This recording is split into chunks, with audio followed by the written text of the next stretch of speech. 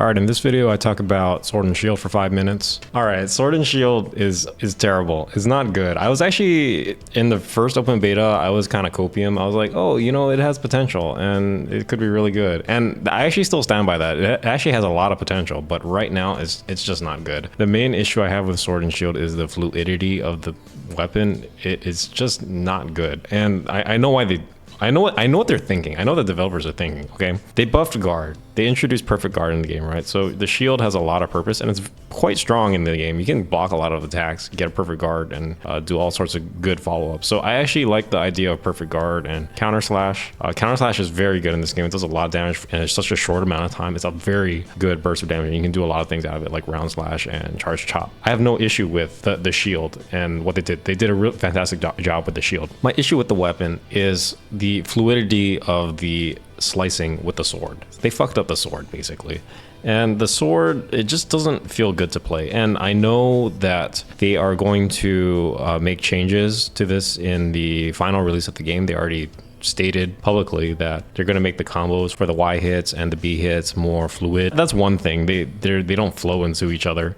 Like, you can't weave Y and B hits together, which kind of sucks. Another thing that sucks is the timing for a lot of the hits in Sword Shield are too strict, okay? And I'm a pretty sweaty gamer, but I think the timing is a bit too strict. Like the buffer window for a lot of the Y hits, like I'll give you an example, Y1 and Y2, so chop into side. The timing to get a perfect in for that is so tight that I feel like I'm playing a fighting game sometimes, and this is just for a basic combo. This is just for like doing a 1-2, and you know, this is not a lot of damage. I feel like they need to increase the buffer for the Y hits and even the B hits too, but not as bad as the Y hits. The Y hits are pretty strict, especially on chop inside, just to make it feel more comfortable to play. And yeah, it makes it easier to play, but it makes it more fun to play. Like, you know what feels terrible?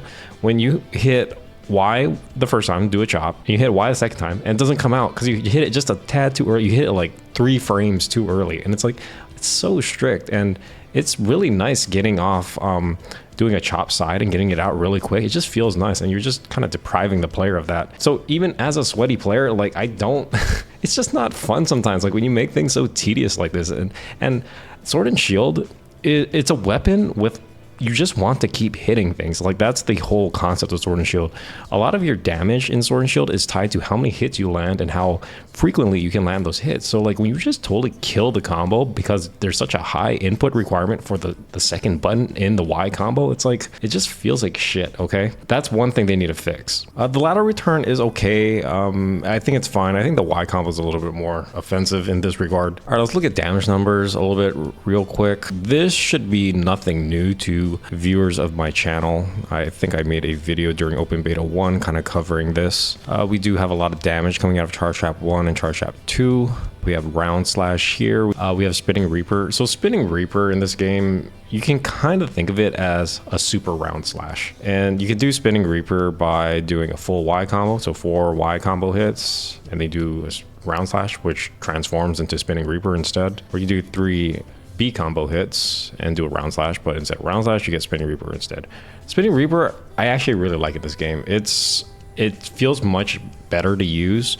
Spinning reaper was actually introduced in the last game, which was Monster Hunter Rise, and it didn't feel good to use because the recovery on Spinning Reaper was really, really shitty, and you couldn't do anything out of it. There was basically, they wanted you to use Spinning Reaper as just like, that was the last move in your combo. You couldn't do anything out of it. Like, I guess you could roll away, but like, it just didn't flow into anything. So it's really good that just naturally the recovery on Spinning Reaper is just lower now. It just feels nicer and easier to use.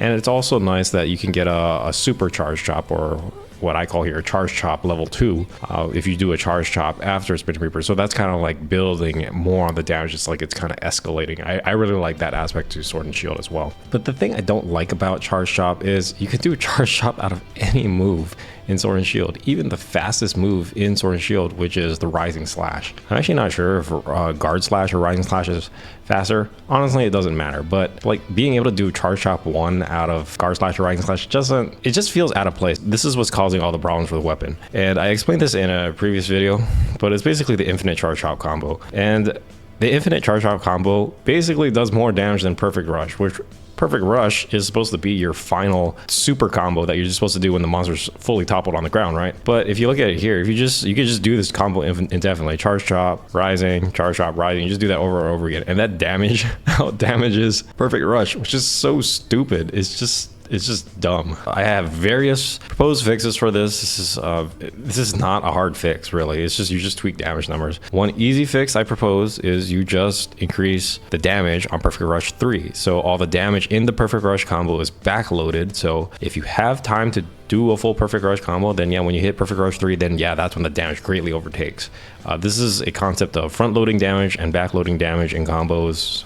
I can make a video about that later, so subscribe if you're interested in that, or leave a comment if you want me to make a game theory video on that topic. But that's one easy fix. Another easy fix is you have all these different things you can do out of Perfect Rush 3 because it launches you in the air, right? And okay, you can do Falling Bash. There's one thing. You can do the downward thrust thing. You can do the slash, which kind of sucks, but whatever. I'd rather do Falling Stab.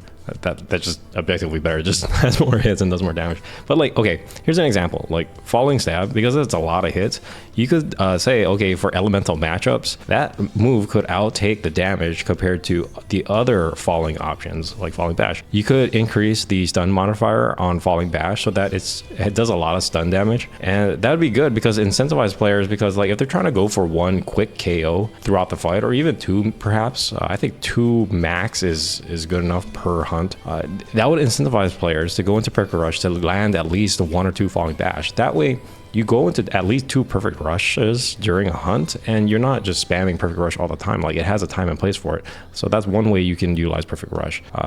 Having a very specific use that is objectively the best choice for Perfect Rush and these Perfect Rush finishers is a good way to utilize Perfect Rush, in my opinion. Like, the players shouldn't be spamming Perfect Rush like they did in Monster Hunter World. It's just dumb. Okay, that was just a clear oversight. By the reason people were able to spam it in Monster Hunter World was because you could roll cancel out of Perfect Rush 1 and Perfect Rush 2 insanely quick. So people would do this Perfect Rush 1 backstep and just go back into Perfect Rush 1. And not only that, Perfect Rush 1 did insane amounts of damage, which was not good. So that move was terribly balanced back in Monster Hunter World. They kind of fixed it in Monster Hunter Rise because they toned down the damage on Perfect Rush 1 and Perfect Rush 2. Additionally, you couldn't just roll cancel out of it like nobody's business. So that was a good fix. But now in this game, it's just, they nerfed the damage so much, and it just doesn't have a use anymore, because like this is just a plain oversight. Like charge chop infinite combo, I think they didn't actually account for that, because they're like, oh yeah, we could just put a charge chop after anything, and then like, gamers are just gonna figure it out. Okay, so, well, this just does more damage than Perfect Rush. Now that's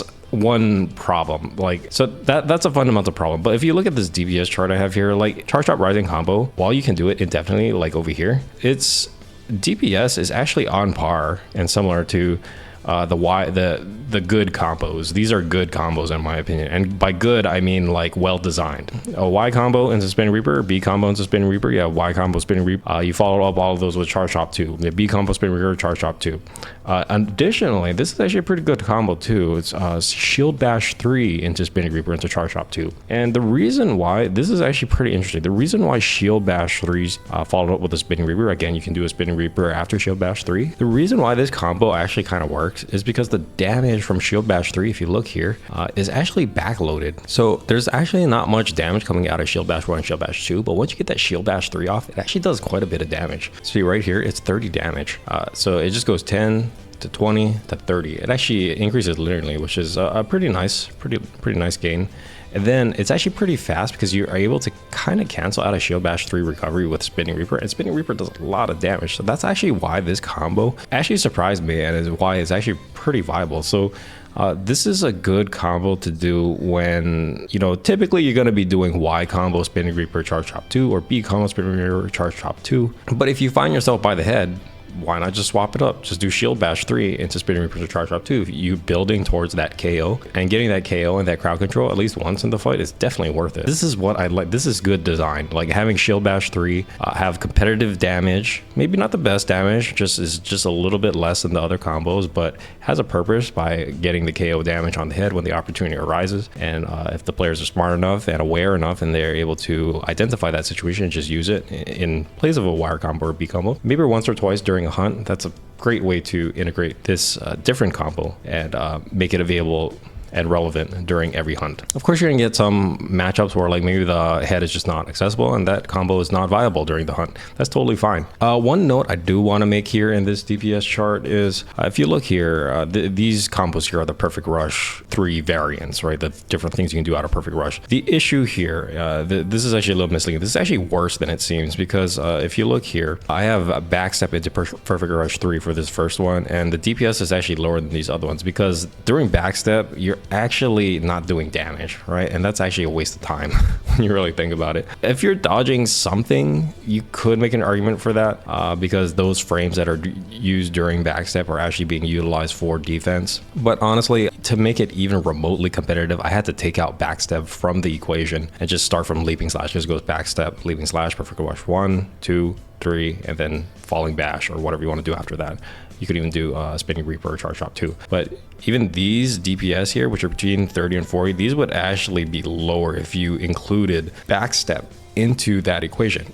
Including backstep in that equation is actually relevant because typically you wanted to do Perfect Rush when the monster was toppled. When the monster is toppled, he's not attacking you. So backstep doesn't have a purpose there, right? The monster's on the ground and you're doing backstep, okay? It's like that, I don't know if it was like a Kung Fu Hustle or something where the guy was like twiddling his arms, or Indiana Jones or something where the guy was like twiddling his sword and like he wasn't doing anything. It's like that's the same thing. That's the same idea with backstep during a monster topple. It's like the monster's already on the ground. Just attack it. Just attack the shit out of it. Just instead of doing this stupid move where you do a backstep and then you have to go into Perfect Rush. And that's why Charge Chop Infinite Combo is just so much better because you could just do it. You just press a button and you can do it. You just start doing it immediately and you just start doing damage. Backstep, that's not the case. That's you have to do the stupid backstep and then go into Perfect Rush. And that's why this effective DPS is actually going to be lowered, especially for toppled situations. So just an important note there. I forgot to talk about one thing, sliding swipe. I've been playing around with sliding swipe a little bit more. I actually kind of like it. But there's one thing I don't like about sliding swipe is it's a little slow. Like if it was a little bit faster, I think it would feel nicer, but I feel like it'd be a little bit too overpowered. And the reason why, and that leads into the reason why I like sliding swipe. Sliding swipe is a very larger gap closer and it has a pretty strong hit out of it when you kind of come out of it, but you can rotate any direction with it, which is really nice. So I can slide past the enemy and then do a 180 as I come out of it and then slice the other direction. That's one thing I really like about sliding swipe. Having that rotational capabilities is something that I feel a lot of people overlook in Monster Hunter.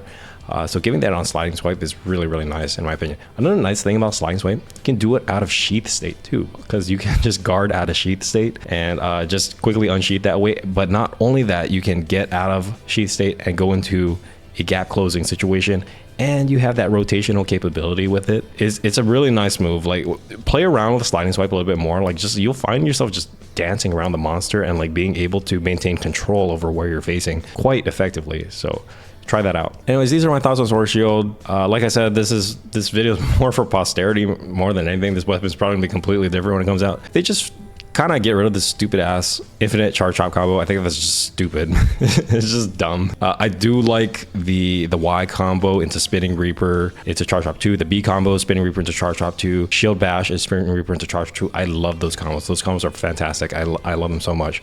And the one thing I like about them, I forgot to mention, is you don't have to do charge chop 2 to make them competitive with damage. Look at the damage here. You have Y combo into spinning reaper, you have B combo into spinning reaper, and they take less time to do, but the DPS is still up there, right? So for shorter windows, you don't feel like you're forced to hit a charge chop 2 all the time. And there's kind of a risk reward sense at play here, because if you do like continue to combo, get the charge chop 2 and kind of extend to the monster's window, you're doing a lot of damage. So, you know, these aspects that revolve around these combos here with the spinning reaper finisher into the charge chop 2, or whether you're not going to finish with the charge chop 2, are something I really like about the Sword and Shield. Combine this sword gameplay, make the sword's inputs a little easier to use just to make it more fun. We're not trying to like sweat our balls out all the time. Combined with the already solid shield gameplay, the Sword and Shield has a lot of potential. Just fix it. Capcom, please, just fix this dumbass shit here with the charge chop combo and the perfect rush. Like find a use for perfect rush. It doesn't have to be spammed every hunt, but if it's used once or twice for good intent and purpose, for crowd control, whether it's KO or elemental damage or something, you know, just have a very good reason to use it once or twice per hunt. I think that would make Sword and Shield perfect. Hope you guys enjoyed that video. Thanks for watching.